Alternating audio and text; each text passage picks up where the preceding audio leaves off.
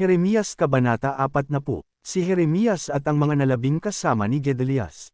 Nagpahayag muli si Yahweh kay Jeremias matapos itong palayain sa Rama ni Nebuzaradan, ang pinuno ng bantay ng Babilonya. Dinala kami ditong nakagapos, kasama ng iba pang mga taga-Jerusalem at taga-Juda upang dalhin bihag sa Babilonya. Sinabi sa kanya ni Nebuzaradan, ibinabala ng Diyos mong si Yahweh na wawasakin ang lupaing ito. Ang babalang iyon ay isinagawa niya ngayon sapagkat nagkasala at sumuwi kay Yahweh ang bayang ito. Subalit ikaw, Jeremias, ay pawawalan ko na. Kung ibig mo'y sumama ka sa akin sa Babilonya, at kakalinggan kita. Ngunit kung ayaw mo, ikaw ang bahala. Masdan mo ang buong lupain sa harapan mo, maaari kang magpunta kung saan mo nais. Hindi sumagot si Jeremias, kaya nagpatuloy si Nebuzaradan. Kung gusto mo naman, pumunta ka kay Gedalias. Siya ang inilagay ng hari ng Babilonya bilang gobernador sa buong lupain ng Juda.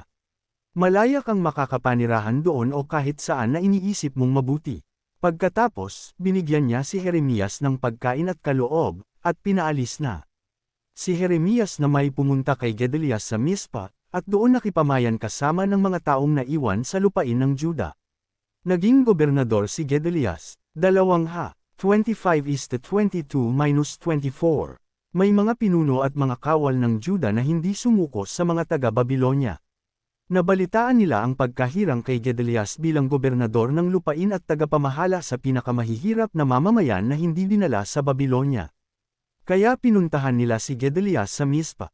Kabilang sa mga pinunong ito sina Ismael na anak ni Netanias, Johanan na anak ni Kareah, Serayas na anak ni Tanhumat, ang mga anak ni Ephai na taga-Metophat, Jesanias na anak ng taga-Maaka. At sinabi sa kanila ni Gedalias, huwag kayong matakot na maglingkod sa mga taga-Babilonya. Manirahan kayo sa lupaing ito, paglingkuran ninyo ang hari ng Babilonya, at kayo'y mapapabuti. Ako ay mananatili rito sa Mispa upang maging kinatawan ninyo sa mga sugol ng Babilonya na maaaring dumating dito. Kayo'y manirahan sa mga nayong inyong magustuhan. Anihin ninyo ang mga ubas, olibo at iba pang bungang kahoy, at mag-imbak kayo ng langis at alak. Nabalitaan din ng mga Hudyo sa Moab, Ammon, Edom, at iba pang bansa, na may mga kababayan silang naiwan sa Juda, at si Gedalias ang inilagay ng hari ng Babilonya para mamahala sa kanila.